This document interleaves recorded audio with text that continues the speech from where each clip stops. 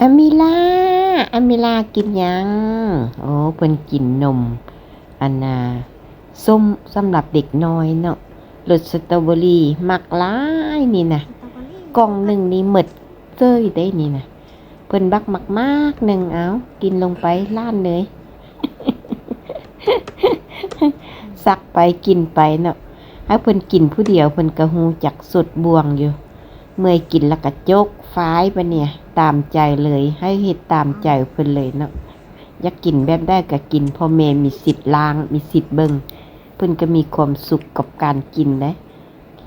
กินแล้วก็ยกใส่ทอกใส่ปากตัวเองเนาะเอามือตัก